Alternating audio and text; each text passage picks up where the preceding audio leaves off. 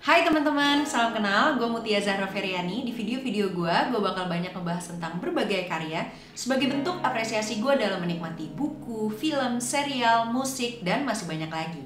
So enjoy!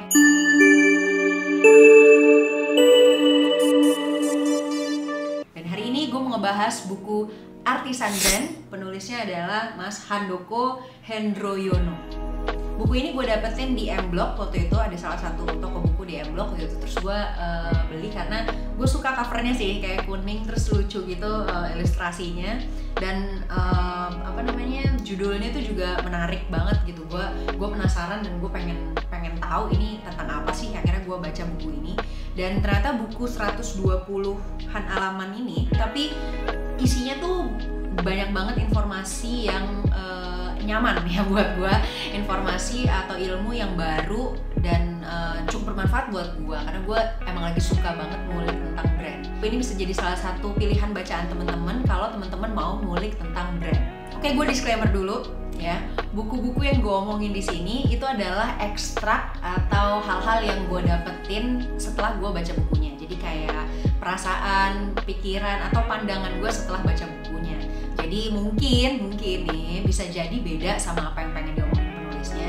Dan mungkin juga kalau teman-teman baca bukunya, apa yang teman-teman tangkap juga mungkin beda sama apa yang gue tangkap. Jadi ini adalah ekstrak yang gue dapat dan pengen gue share ke teman-teman. Setidaknya ada 8 hal yang gue dapat dari buku Artisan Brand karya Mas Handoko Hendroyono ini. Apa aja? Ini dia. Yang pertama, semangat brand. Brand di sini tuh sekarang bukan lagi tentang kompetisi, tapi juga tentang kolaborasi. Dimana brand itu nggak melulu tentang konsumsi, tapi tentang kesamaan visi. Jadi, brand itu harus bisa nyelesain masalah, bahkan punya peran strategis untuk bikin dunia jadi lebih baik. Yang kedua, brand artisan. Jadi, brand artisan tuh apa sih sebenarnya? Ciri utama dari brand artisan itu adalah biasanya berlandaskan dari kemampuan personal. Terus dia tuh mengangkat semangat lokal kayak kelompok, komunitas, atau daerah tertentu yang pada umumnya berawal dari concern tertentu. Nah, brand-brand artisan ini itu tuh suka lahir dari hobi atau passion atau keasikan individu atau sekelompok orang gitu. Jadi rame-rame dan akhirnya bikin sebuah brand. Itu namanya brand artisan. Yang menarik dari buku ini juga dikutip tentang hukum besi sejarah, di mana di masa kritis atau zaman yang nggak menentu sekarang gitu ya, hal-hal yang kayaknya itu masalah malah bisa dinilai sebagai peluang. Ini juga disebutin bahwa hal itulah yang menyebabkan ada beberapa faktor brand artisan akhirnya berkembang pesat. Yang pertama adalah kebangkitan lokal, di mana masyarakat lokal sekarang udah sadar dan ngerti kalau pentingnya sustainable living. Mereka akhirnya memunculkan peluang-peluang mereka sendiri, membuat brand-brand mereka sendiri untuk bisa bertahan hidup dengan apa yang ada di sekitar mereka. Dan tentunya memanfaatkan alam dengan sebaik-baiknya. Yang kedua, fenomena terbentuknya kembali nilai-nilai kebersamaan, kayak sama tetangga, terus sama komunitas, dan warga sekitar. Yang ketiga, fenomena dunia digital yang membuat kita saling terhubung. Jadinya partisipasi publik tuh jadi semakin cepat sekarang. Orang tuh jadi bisa mingle walaupun mungkin belum pernah ketemu. Nah, cara komunikasi yang bertutur itu akhirnya bisa membangkitkan engagement orang-orang untuk bisa saling terhubung gitu, saling deket jadinya. Akhirnya cerita-cerita itu tuh bisa menampilkan sesuatu pengalaman yang unik, nyata, dan rasanya dekat gitu, yang akhirnya bikin faktor keberhasilan dari brand artisan ini muncul ke permukaan. Fenomena yang cukup menyenangkan dan perlu kita sadari gitu, karena sekarang kita tuh apalagi setelah pandemi ya, terutama kita tuh jarang bisa ketemu sama orang secara fisik, ketemu tatap muka, kenalan secara langsung, berjabat tangan gitu. Itu malah hal-hal yang selama pandemi tuh sempat tidak dibolehkan gitu kan, tidak diperbolehkan sama sekali, dan akhirnya bikin frekuensi kita untuk ketemu sama orang tuh jadi susah. Tapi dunia digital dan teknologi itu membuat kita tuh jadi bisa tuh tetap berkomunikasi, bisa saling kenal, bisa saling tahu gitu ya, dapat informasi tentang mungkin orang yang jauh dan gak bisa atau nggak pernah akan kita temuin gitu.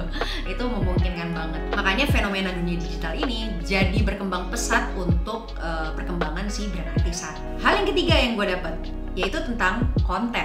Konten yang dibuat sama brand artisan itu sebaiknya punya concern yang kuat dan harus punya social currency atau social impact atau hal yang berkaitan dengan masyarakat gitu. Jadi nggak tentang kita doang uang. Di dalam konten itu juga harus ada trigger-trigger yang relevan terhadap apa yang terjadi. Dan gagasan-gagasan yang diberikan oleh brand artisan itu harus punya cool factor yang akhirnya narasinya itu bisa mengganggu pikiran orang lain. Ini mengganggunya bukan in a bad way ya, of course ini harusnya in a good way gitu.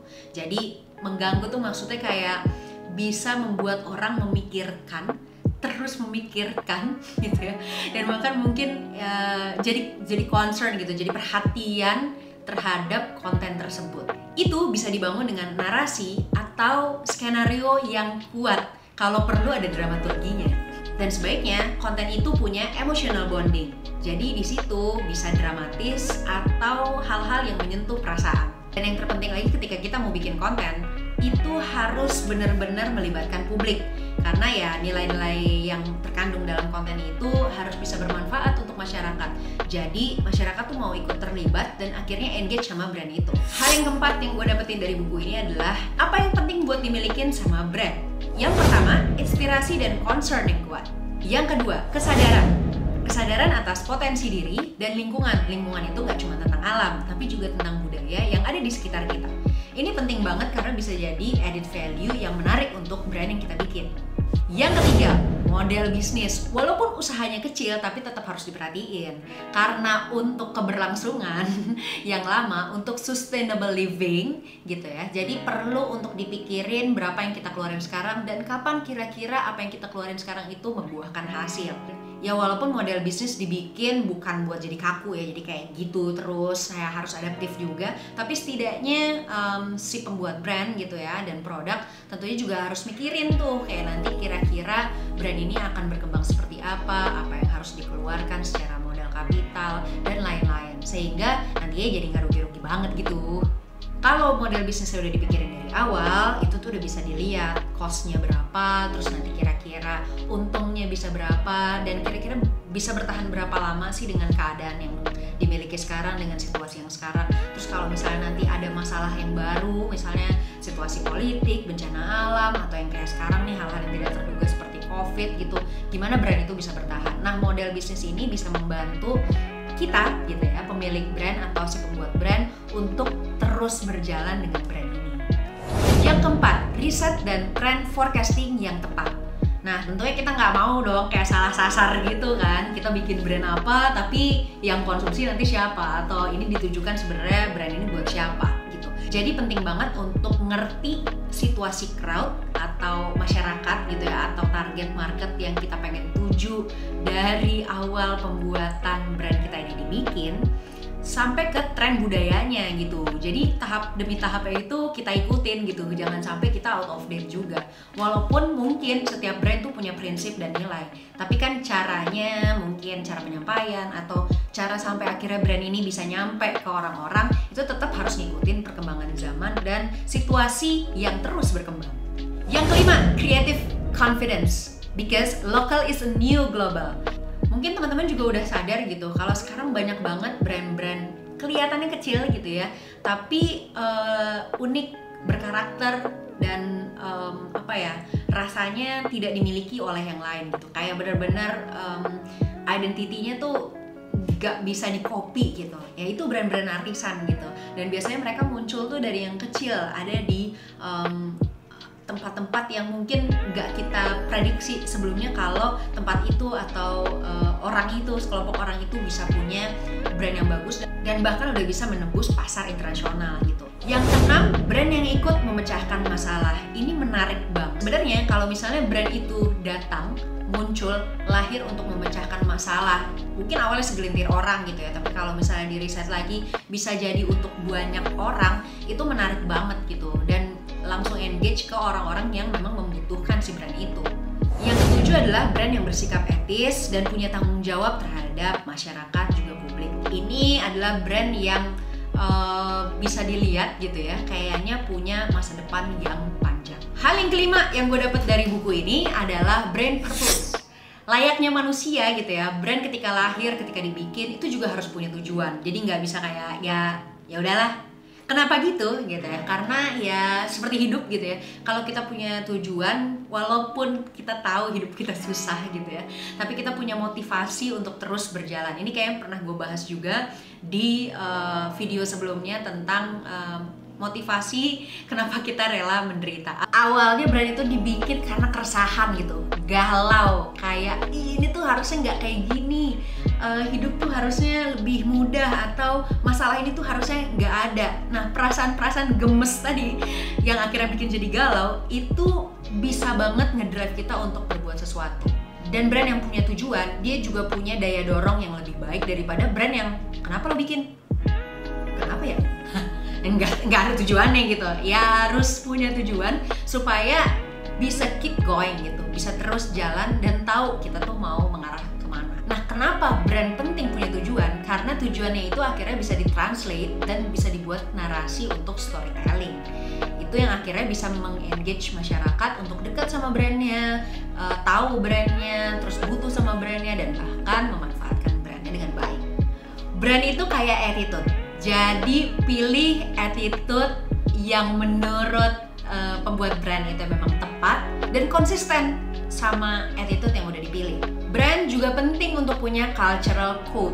Nah, ini salah satu tujuan yang menurut gue baik banget sih kalau misalnya brand itu memperhatikan aspek-aspek kebudayaan secara luas gitu. Jadi kayak cultural code, kayak kode budaya yang mengandung simbol, nilai, makna, terus syarat dengan kaidah-kaidah bahasa tertentu yang bisa dimengerti sama orang-orang yang memanfaatkan brandnya. Akhirnya pada saat brand itu berinteraksi kepada masyarakat banyak gitu ya, masyarakat luas, brand itu bisa langsung nyampe gitu. Apa sih yang mau diomongin, apa sih yang pengen disampaikan, apa sih yang bikin kita jadi deket sama si brandnya. Hal yang keenam yang gue dapat dari buku ini adalah create your own channel. Dan nantinya gitu, ketika kita udah bisa bangun channel sendiri, brand ini akhirnya bisa mengumpulkan masyarakat gitu, dan akhirnya bisa juga diartikan sebagai sekumpulan orang yang berkumpul, atau biasa juga kita sebut dengan crowd. Di dalam buku ini disebutin ada 3 jalan yang menjadi brand sekaligus penyedia konten atau publisher. Yang pertama, punya brand dulu, punya produk dulu, baru ikut mengembangkan konten. Contohnya tuh kayak Lawless, kalau teman-teman tahu brandnya Lawless, di buku ini tuh disebutin gitu. Jadi awalnya emang punya brand dulu, punya produk dulu, dari kegemaran dan kesukaan founder-foundernya yang sama, dan baru abis itu ngembangin konten yang berkaitan sama produknya. Yang kedua, berawal dari bisnis media informasi atau penyedia konten, baru abis itu mengembangkan produk-produk turunannya. Kalau di buku ini disebutin contohnya kayak Monocle. Yang ketiga, jalan keduanya digabung jadi satu. Jadi penyedia konten juga, punya produk juga, itu organik sejak awal dilakukan sama si pemilik brand. Pasti teman-teman pernah dengar Disney. Nah, bisnis Disney itu adalah bisnis intellectual property, di mana Disney itu sebagai penyedia konten, pembuat konten, tapi juga pemilik produk. Jadi berbarengan sejak awal, punya channelnya, punya produknya. Kalau di Indonesia, di buku ini disebutin kayak filosofi kopi gitu. Jadi ada kedai kopinya, terus turunan ada filmnya, ada seriesnya, kemudian ada baju merchandise-nya gitu, baju, sweater, jaket dan lain-lain gitu. Nah, dijual tuh dengan satu brand yang sama. Hal ketujuh yang gue dapetin dari buku ini adalah destination brand. Jadi experience yang real itu jadi bermakna banget buat banyak orang. Apalagi kayak mungkin buat teman-teman yang suka traveling, suka jalan-jalan gitu ya, punya pengalaman baru, nyari pengalaman baru apa yang bisa didapat gitu. Pasti senang ngunjungin tempat-tempat yang baru.